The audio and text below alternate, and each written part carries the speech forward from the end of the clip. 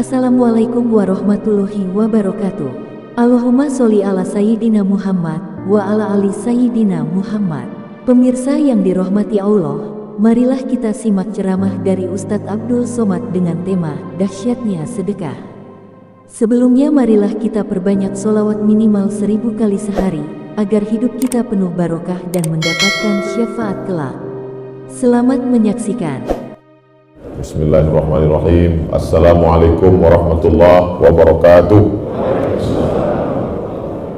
Alhamdulillah wassalatu wassalamu ala rasulillah wa ala alihi wa sahbihi wa man da'a bi da'watihi wa istanna bi sunnatihi ila yaumil liqa'i rabbih wa ba'd.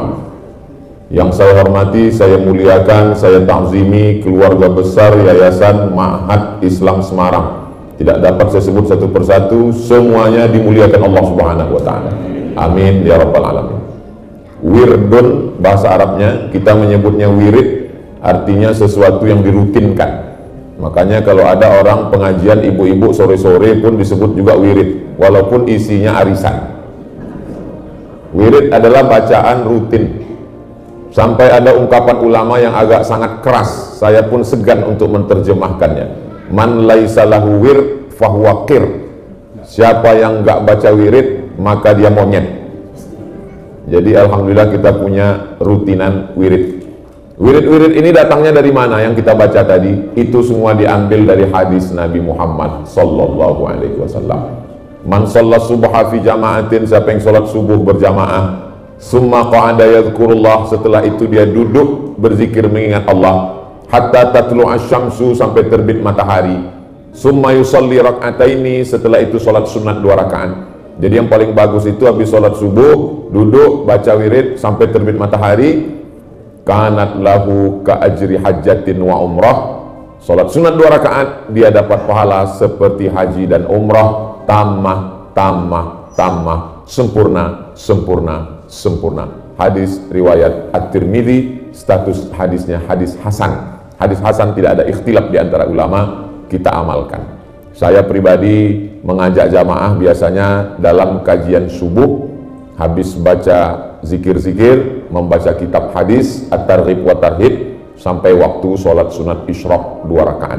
Waktunya mudah saja, kita cari waktu maghrib di daerah masing-masing. Jadi kalau di Semarang maghribnya jam 5.30, berarti baca wiridnya sampai jam 5.30 pagi. Setelah itu sholat sunat isyraq 2 rakaat, dapat pahala seperti haji dan umroh. Ini mengobati hati yang udah nyetor haji furoda nggak dapat visa. Mudah-mudahan kita diberikan panjang umur, sehat badan, bisa melaksanakan haji dan umroh. Kalau belum bisa, istiqomah saja baca wirid yang sudah dibacakan oleh guru kita tadi, tinggal di-share di grup Yayasan Ma'had Islam Semarang, tinggal diamalkan insya Allah. Amin ya rabbal alamin. Masalahnya, kita insya Allah baca wirid, sholat subuh berjamaah, tapi umur kita ini tidak panjang. Kata Nabi, baina sittin wa sab'in, antara 60-70. Ustadz Faik 64, tinggal 6 tahun. 64, tinggal 6 tahun kata beliau. Kalau 70 60, Masya Allah, 60, baina sittin 60 wa sab'in 70. Habis itu kita tidak tahu apa yang terjadi di atas dunia ini. Tapi ada satu yang membuat orang bisa panjang umur melebihi itu. Contohnya adalah, saya urutkan dari ujung Pulau Sumatera, Aceh paling atas. Di situ ada orang yang sudah meninggal dunia. Saya ziarah ke makamnya, datang ke tanah yang diwakafkan, namanya Syekh Mudawali. Punya anak orang pertama yang dapat gelar doktor dari Al-Azhar Kairo, orang Asia Tenggara, bidang usul fikih, namanya Syekh Muhibbuddin Wali, Profesor Dr. Syekh Muhibbuddin Wali, anak dari Syekh Muhammad Wali atau disebut juga Syekh Mudawali. Sampai hari ini masih dikenang orang, namanya disebut, murid-muridnya bersebaran di Aceh. Apa yang membuat dia panjang umur padahal sudah meninggal dunia? Dia membangun pesantren Darussalam Labuhan Haji. Turun dari atas Aceh, turun ke bawah Sumatera Utara. Di Sumatera Utara ini, saya ziarah ke makamnya, tausiah di pesantrennya, namanya Syekh Mustafa Hussein. Sudah meninggal dunia, tapi murid-muridnya menyebar. Waktu saya sampai ke sana, 12.000 orang. Santri perempuan 5.000. Ternyata kalau kita disambut 5.000 orang perempuan semua merinding juga. Sudah lama meninggal. Tapi sampai hari ini orang Sumatera Utara menyebut murid-muridnya di UIN, di IAIN, sekolah tinggi, para asatis, Syekh Mustafa Hussein membangun pesantren Mustafawiyah. Turun ke bawah dari Sumatera Utara, Riau. Di Riau juga ada seorang ulama namanya Syekh Abdul Ghani. Syekh Abdul Ghani meninggal, dilanjutkan anaknya Syekh Aidarus. Syekh Aidarus meninggal, dilanjutkan anaknya Syekh Alaidin. Apa yang membuat bertahan? Mereka membangun pesantren namanya pesantren Darussalam Batu Besurat. Datang pembangunan PLTA, hancur karena tenggelam desa, tapi direlokasi, pindah ke tempat lain. Pesantrennya masih tetap tegak berdiri sampai hari ini. Ini kalau saya urutkan provinsi-provinsi ini bisa sampai subuh. Kita langsung aja melompat ke Jawa Timur. Saya kebetulan kemarin mempresentasikan disertasi S3 saya. Judulnya Syekh Muhammad Hashim Asy'ari wa Juhuduhu fi Nasri Sunnah di Indonesia. Tebalnya 600 halaman. Apa untungnya saya sebutkan 600 halaman itu? Supaya nanti yang nonton di YouTube tahu saya ini bukan Ustadz kaleng-kaleng. Orangnya sudah meninggal dunia, tapi sampai hari ini masih tetap tegak berdiri, santrinya puluhan ribu. Itulah dia pesantren Tebu Ireng. Dan sekitarnya ada ulama-ulama besar, Syekh Kiai Haji Bishri Sansuri, Syekh Kiai Haji Abdul Wahab Hasbullah, dan satu lagi adalah Syekh Tamim, yaitu pondok pesantren Darul Ulum Rejoso. Jadi memang ternyata yang membuat abadi itu adalah pondok pesantren. Jadi saya sering juga diingatkan jamaah, Ustaz Somad mau sampai kapan ceramah ini? Dia khawatir melihat badan saya kurus. Nanti Ustadz meninggal tidak meninggalkan apa-apa. Lama juga saya termenung. Betul, saya nanti kalau mati meninggalkan apa? Tapi sejak malam ini saya akan pede menjawab. Nanti kalau Ustadz meninggal, meninggalkan apa? Saya meninggalkan Ma'had Islam Semarang. Loh, apa hubungan Ustadz dengan Ma'had Islam Semarang? Oh, ada hubungannya. Mana buktinya? Ini fotonya ada, videonya ada. Sedikit banyak, maka insya Allah saya berterima kasih kepada keluarga besar Yayasan Ma'had Islam Semarang dilibatkan dalam acara ini. Saya menumpang perahu safinah kapal Nabi Nuh yang akan menyelamatkan dari banjir bandang. Perahu itu bernama Yayasan Ma'had Islam Semarang. Allahu Akbar. Jadi kita ini akan mati menghadap Allah Subhanahu wa Ta'ala, diawali dengan jantung koroner, diabetes mellitus, asam urat, asam lambung, dan asam-asam lainnya. Ada yang kekal abadi, yaitu Ma'had Islam. Perjuangan yang sulit adalah pembebasan tanah. Ternyata tanahnya sudah ada 6.000 meter, tapi karena tidak dibangun, kesakitan massal, tinggal 4.000 meter. Kalau 4.000 meter ini tidak kita selamatkan, habis. Maka 4.000 meter yang tersisa inilah. Jadi tadi saya tanya berapa meter tanahnya, tinggal 4.000 Ustaz. Di pusat kota atau di pinggir, di tengah kota, berarti nggak bisa ke samping, dia mesti ke atas. Sesuai dengan yang kita tonton di TV. Yang namanya pembangunan itu ke atas, bukan ke samping. Bangunannya mesti naik ke atas. Jadi kalau gitu kita mesti menyiapkan semennya, batu batanya. Saya lihat di samping udah ada batu bata. Biasanya peletakan batu pertama itu di atas tanah. Seumur-umur baru ini insya Allah peletakan batu pertama di hotel. Insya Allah. Lama sudah saya tausiah kemana-mana tempat. Baru ini peletakan batu pertama di hotel. Nanti setelah diletakkan baru dibawa ke lokasi. Itu tidak mengurangi apapun. Catatan malaikat tidak pernah lalai dan lupa. Jadi dahsyatnya sedekah. Yang pertama adalah membuat orang kekal abadi, gak mati-mati sampai hari kiamat. Jadi kalau ada ibu-ibu yang khawatir takut mati, kasih 100 sasmen. Insya Allah bertahan 3 bulan. Kalau mau tambah lagi, bisa nambah lagi. Bapak-bapak yang khawatir nanti kalau saya meninggal dunia Pak Ustadz, rumah saya ini nanti akan dijual, anak-anak saya, istri saya diambil brownies, berondong manis, mobil saya diambil, lalu nama saya yang ada di STNK BPKB akan diganti, pasti. Nama yang ada di surat tanah akte notaris akan diganti Badan Pertanahan Nasional, pasti. Kenapa? Karena petugas pajak nggak mau nagih pajak kepada almarhum. Nama yang kekal abadi adalah nama di Yayasan Ma'had Islam. Dan ini saya senangnya tidak milik pribadi. Yayasan Ma'had Islam, ownernya bukan person, bukan orang, tapi umat. Dari umat, kembali kepada umat, dimanfaatkan untuk umat. Ini sekolahnya Ustadz dari mulai PAUD, TK, SD, SMP, SMA, boarding, tahfiz Quran. Abdul Somad umurnya tak panjang. Saya sudah hitung-hitung meninggal tahun 2040. Tapi malaikat maut kan datang nggak ngasih tahu, nggak ada jadwalnya, dia nggak punya schedule. Bisa aja dia datang malam ini.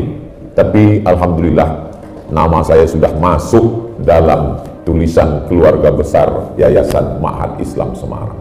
Andai malam ini adalah malam terakhir bagi kita, saat kita ucapkan bismika Allahumma ahya wa amut, memang betul-betul amut, mati, maka kita tidak akan menyesal insya Allah. Yang penting transfer dulu ke nomor rekening berikut ini. Tapi bagi yang tidak mengambil bagian, maka dia hanya akan menjadi kenangan. Pernah jadi orang kaya, pernah jadi pejabat, pernah jadi konglomerat, pernah punya uang banyak, tapi tidak satu pun punya kita. Ada seorang ulama duduk di samping orang yang mau sakratul maut. Begitu meninggal, langsung lampu lilin yang ada di samping itu dia tiup. Kenapa kamu tiup? Orang meninggal mestinya kita hidupin banyak lampu, kenapa banyak yang mau takziah? Tadi sebelum dia mati, lilin itu punya dia. Setelah dia meninggal, lilin itu punya ahli warisnya. Dan kita tidak berhak memakai cahayanya, karena ahli warisnya belum tentu izin. Sekarang mobil itu punya ibu, sekarang rumah itu punya bapak. Sedetik sebelum malaikat maut tiba, setelah itu maka dia berganti. Walakum nisfu ma taraka azwajukum illam yakul lahunna walad. Suami dapat 50% kalau tidak ada anak. In kana lahunna waladun, kalau ibu melahirkan anak, falakumur rubu'u. Suami mendapat 1/4. Sekarang pengadilan menetapkan lagi pembagian baru yang disebut dengan gono gini. Apa arti gono gini? Kau begono, aku begini. Jadi kalau selama menikah dapat hasil 10 miliar, tidak dihitung sebelum menikah. Start nikah tahun 2000, sekarang 2022, meninggal, dapat pencarian bersama 10 miliar. Sebelum bagi faraid hukum Islam, dibagi 2 menurut hakim.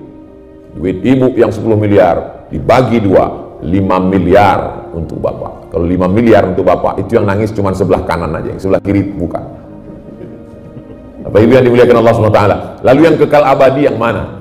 2-3 sak semen, batu kerikil, batu bata, kosen pintu, ngecor, tiang, itulah yang akan kekal abadi. Karena anak-anak tahfiz Quran di Ma'had Islam Semarang, sholat subuh, sholat zuhur, sholat asar, sholat maghrib, sholat isya, tahajud malam, mereka mulai jam 3:30 sudah bangun, sholat sunat taubat, sholat sunat hajat, sholat sunat tahajud, sholat sunat witir, ngulangi hafalan Quran, azan subuh, qobliyah subuh, sholat subuh, baca wirid sampai terbit matahari, masuk kelas, sholat zuhur, ba'diyah zuhur, sholat asar, murajaah, ngulang hafalan Quran, maghrib, isya, jam 10 malam baru mereka tidur. Anak kita belum tentu membacakan Quran untuk kita 24 jam seperti anak-anak yang akan jadi santri Ma'had Islam Semarang. Allahu Akbar. Saya hanya mengingatkan, bayangkan bahwa kita akan mati malam ini. Saya kalau tidur dekat dinding, hidung saya tempelkan ke dinding, saya bayangkan beginilah nanti mati. Karena orang mati itu hidungnya menempel ke liang lahat. Jadi kalau dinding liang lahat ini hidung kita, pandangan kita tidak sampai setengah jengkal. Tapi ada orang yang pandangannya seluas mata memandang, itulah orang yang sempat berwakaf tanah. Siapa yang mewakafkan tanah 4.000 meter itu dulu, yang awalnya 6.000 jadi 4.000, maka orang yang mengambil 2.000 itu kalau tidak izin, di akhirat dia akan dituntut di hadapan Allah SWT. Tak usahlah kita ungkit permasalahan yang lalu tak dapat diulang, tapi yang 4.000 ini masih dapat kita selamatkan, maka kita akan ditanya di hadapan Allah, la tus'alunna yauma idzin 'anil na'im. Saya kalau hanya sekedar ceramah, kajian subuh, kajian duha, kajian ibu-ibu, kajian bapak-bapak, selesai.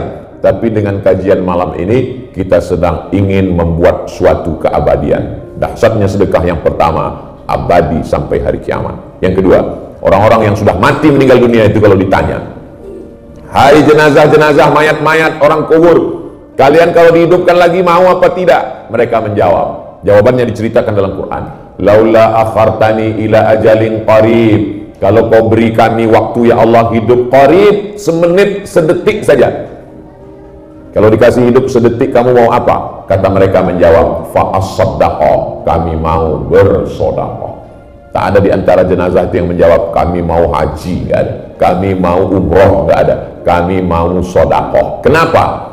Karena kalau haji balasannya nanti setelah hari kiamat. Al-hajjul mabrur laisa lahu jaza ilal jannah. Tapi sedekah balasannya langsung cash sebelum hari kiamat, diterima di alam kubur. Itulah mengapa orang-orang yang dikubur itu ketika ditawarin hidup lagi, mereka ingin kalau kami hidup sedetik saja kami mau bersedekah. Tapi apa mau dikata, ruh tidak akan mungkin masuk lagi ke jasad untuk bangkit ke atas dunia mengambil uang tabungan karena sudah mati menghadap Allah. Kullu nafsin dha'iqatul maut. Orang yang mati itu sekali saja merasakan mati. Sekali lagi dia tidak lagi merasakan mati karena dia mempertanggungjawabkan semua yang sudah dia terima di hadapan Allah Subhanahu wa taala. Yang ketiga, kullu mri'in tahta zilli shadaqati. Ketika nanti kita dibangkitkan di padang mahsyar, tidak ada payung, tidak ada atap, tidak ada tenda. Semuanya hancur lebur. Tapi ada orang yang tenang, adem, ayem, tidak berkeringat. Siapa dia? Kullu mri'in tahta zilli shadaqatihi. Mereka bernaung di bawah sedekahnya. Jadi bisa kita bayangkan yang berwakaf 4.000 meter yang asalnya 6.000 itu, kalau sekarang di pusat kota Semarang harga tanah kita patok saja 5 juta kali 5.000 meter kali 4.000, 5 kali 4, berarti nanti naungan dia itu di akhirat seperti tebalnya flyover.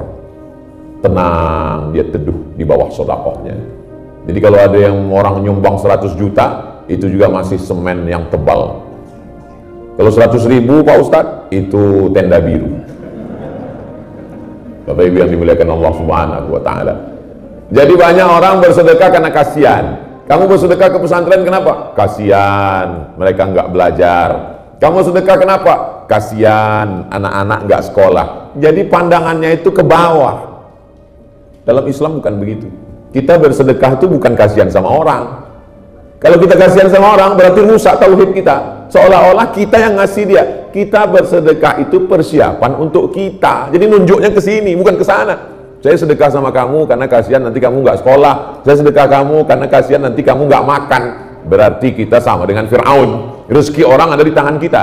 Kita bersedekah karena kasihan diri kita, karena nggak punya naungan di padang mahsyar. Begitu mestinya pandangan, bukan ke bawah tapi ke diri kita, karena kita mati tidak bawa apa-apa. Tukang bangunan pun mati nggak bawa semen. Tukang tenda, penyewaan tenda pun mati nggak bawa tenda. Lama hidup banyak dirasa, jauh berjalan banyak dilihat, macam-macam sudah saya tengok. Sudah melihat orang meninggal di Maroko, di Mesir, di Sudan, di Indonesia, di Riau, di Sumatera, di Jawa. Belum pernah saya lihat ada orang mati membawa harta kalau dia Islam. Semuanya tinggal hanya sampai pelataran parkir, yang dibawa hanyalah kain putih digulung seperti dodol Garut. Habis itu dibuka ikatan-ikatan, siap menghadap Allah Subhanahu wa taala. Yang kekal abadi yang mana? Ma'akalta, yang kau makan, fa'afnaita, busuk. Wa malabista, yang kau belikan pakaian, fa'ablaita, lapu. Wa matasaddaqta, yang kau sedekahkan, fa'abdaita, itulah yang akan kekal kau bawa mati menghadap Allah Subhanahu wa taala. Yang keempat, dawu mardakum bis shadaqah. Obati orang yang sakit di antara kamu dengan sedekah. Jadi kalau selama ini ke dokter spesialis udah, saya semua udah saya coba Pak Ustadz, ke dokter udah, ke medis udah, ke dukun pun udah Pak Ustadz. Mana boleh ke dukun? Man atakahinan, siapa yang datang ke dukun, fasaddaqahu bima yaqul, percaya pada ucapan dukun, falam tuqbal lahu salatun arba'ina lailah, tak diterima salatnya 40 hari 40 malam. Yang sudah bertobat alhamdulillah, yang belum bertobat nauzubillah. Tapi ada satu yang belum dicoba, dawu mardakum bis shadaqah, obati orang yang sakit di antara kamu dengan sedekah. Ketika saya sampaikan hadis ini di Masjid Islamic Center di Riau, pas di parkiran datang bapak-bapak. Ustaz Somad tadi menyampaikan hadis itu pernah diamalkan istri saya. Gimana ceritanya? Ke rumah sakit, di scan, mohon maaf, di rahimnya ada sebesar uang logam, kista. Kata dokter, ini kistanya mesti dioperasi, dicopot, nanti kalau dicopot rahimnya ikut sekalian. Berarti kalau rahimnya dicopot nggak bisa hamil lagi. Menangis si ibu, si bapak tersenyum. Istrinya tahu hadis Nabi, dawu mardakum bi sodakoh. Dia sodakoh. Setelah itu tak lama dia pergi lagi medical check up, dicek, rupanya kista itu mengkerut, mengecil, hilang. Dokternya heran, makan apa? Biasa makan nasi. Minum apa? Minum air putih. Dokternya tak tahu tentang hadis dawu mardakum bi sodakoh. Yang Ustadz sampaikan tadi itu kami sudah mengalaminya Pak Ustadz, sehat walafiat sampai sekarang. Ada satu buku judulnya Gharaib wa Taraib. Saya terjemahkan ke dalam bahasa Indonesia, semua ada saatnya. Ditulis oleh Syekh Abu Mahmud Al-Misri, Abu Amr Al-Misri, Mahmud Al-Misri. Semua ada saatnya. Bercerita tentang orang Saudi Arabia kena penyakit, diponis dokter di Amerika, mati. Dia ingat hadis Nabi, dawu mardakum bisadaqah, pulang ke Saudi Arabia, sedekah. Setelah itu dia terakhir sekali pergi lagi ke Amerika, check up. Ternyata dokter heran, kenapa penyakitmu hilang? Kamu makan apa? Terapi apa? Gak ada, tapi kami percaya hadis Nabi kami, dawu mardakum bisadaqah, diberikan Allah kesembuhan. Bagi orang yang tidak bertuhan, apa hubungan korelasi antara sedekah dengan penyakit? Tapi bagi orang beriman mudah, innama amruhu idza arada syai'an ayyaqula lahu kun fayakun. Tak ada yang sulit bagi Allah Subhanahu wa ta'ala. Yang kelima, shadaqatus sirri tadfa'u mitatassu. Sedekah menolak mati su'ul khatimah. Selama ini kita bukan main takut su'ul khatimah. Orang kalau su'ul khatimah, sholatnya nggak bisa nolong, pahala puasanya terbang, zakat infak sedekahnya melayang. Kenapa? Karena tidak diterima Allah Subhanahu wa ta'ala. Wa qadimna ila ma amilu min amalin. Semua amalmu dulu kami datangkan, lalu amalmu itu kami jadikan haba'an mansura, seperti debu yang dihembus angin. Tak ada maknanya. Gara-gara su'ul khatimah. Kita setiap hari berdoa, Allahumma khtim lana bi husnil khatimah wa la takhtim alaina bi su'il khatimah. Tapi kata Nabi, ada cara menolak mati su'ul khatimah. Dengan apa? Shadaqatus sirri tadfa'u mitatassu. Sedekah menolak mati su'ul khatimah. Ada seorang anak muda pakaian ihram, sujud di belakang makam Ibrahim, meninggal sedang sujud. Tidak ada kematian yang lebih indah daripada ini. Di tanah haram, dalam Masjidil Arab, pakaian ihram, selesai tawaf, dalam keadaan bersuci, dalam keadaan sholat, di sujud terakhir, aqrabu ma yakunul 'abdu min rabbihi wa huwa sajid. Orang paling dekat dengan Allah waktu sujud, meninggal. Datang orang ke rumahnya, belum nikah, nanya ke ibunya, anak ibu ini ulama? Enggak. Amalnya apa? Biasa seperti anak muda yang lain, kerja, pulang. Beberapa hari setelah itu datang, mohon maaf, janda membawa beberapa orang anak. Ibu siapa? Kami ikut bela sungkawa atas anak lajang ibu yang meninggal. Kenapa? Gajinya selama ini sepertiga dia bagikan untuk anak yatim. Allah muliakan dia karena sedekah. Diangkat Allah Subhanahu wa ta'ala derajatnya, diselamatkan dari su'ul khatimah, diberikan husnul khatimah, hidupnya aja sudah disaksikan orang banyak kemuliaan, apalagi ketika menghadap Allah Subhanahu wa ta'ala. Tapi tidak semua yang sudah meninggal tiba-tiba janda datang bawa anak, itu tanda husnul khatimah. Bapak Ibu yang dimuliakan Allah Subhanahu wa ta'ala. Yang keenam, di antara yang paling diinginkan orang beriman adalah mengalir sesudah kematian. Karena sesudah mati ini semuanya putus. Kalau ada di antara ini malam Jumat, baca surat Al-Kahfi, baca surat Yasin. Yang sudah baca, alhamdulillah. Man qara'a surat Al-Kahfi yaumal Jum'ah. Siapa yang baca surat Al-Kahfi hari Jumat, petang Jumat, sore Jumat, malam Jumat, adha'a lahu min nur. Allah berikan dia cahaya. Ma bainal Jumu'ataini, antara Jumat ini dengan Jumat depan. Surat Yasin, man qara'a surat Yasin, man qara'a Yasin fi lailatin. Siapa yang baca surat Yasin pada suatu malam, gak disebut malam Jumat, terserah malam apa aja, asbaha maghfuran lah, waktu subuhnya dia sudah diampunkan Allah. Hadisnya hadis hasan. Ustadz menceramahi orang aja, Ustadz udah baca apa belum? Sudah, tadi habis sholat maghrib baca Al-Kahfi, habis itu baca Yasin, sampaikan hadiah pahalanya ke almarhumah orang tua, almarhum, kepada kaum muslimin muslimat. Itu tradisi yang selalu saya lakukan. Karena kalau cuma ceramah, ngomong, nggak dilakukan, nggak diamalkan, pas ceramah itu dia nendang ke dalam. Baca surat Al-Kahfi, dia ente aja belum baca.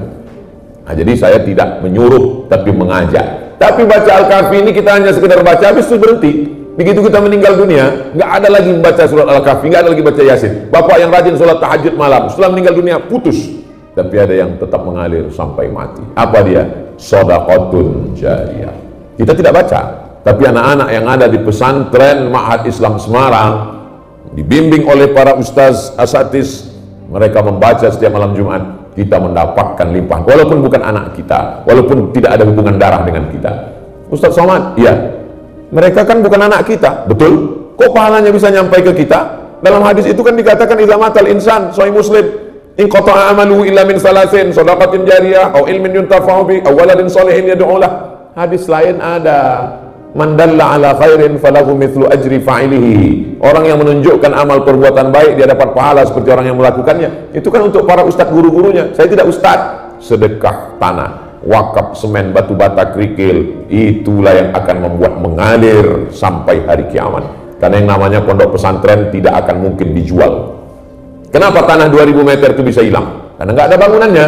Kalau sudah ada bangunan, tidak akan mungkin orang berani menggeser. Pesantren, hati-hati, nanti kamu kena laknat, terkutuk 7 turunan.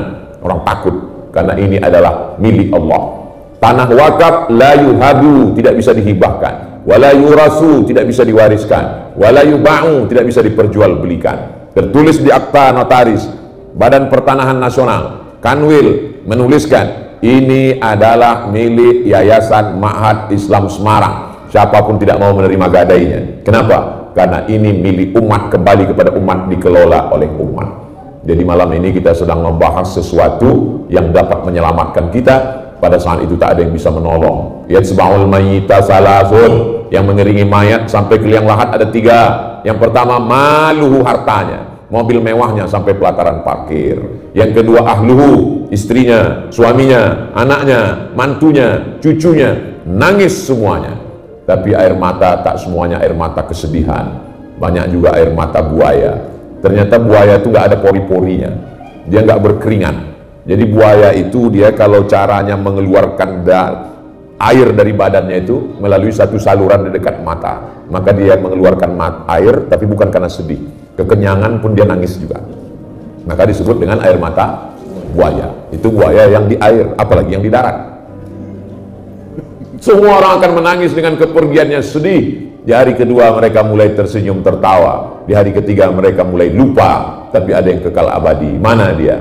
Yang kita wakafkan untuk pembangunan Ma'had Islam Semarang. Ini ujung Semarang ini mesti disebut karena banyak Ma'had Islam yang lain. Bukan tidak baik, tapi ini kita khususkan. Saya berharap dalam waktu beberapa bulan ini terwujudlah apa yang dicita-citakan ini, insya Allah. Menerima murid tahun ajaran berikutnya, sehingga program pertama adalah kajian masyarakat sekitar.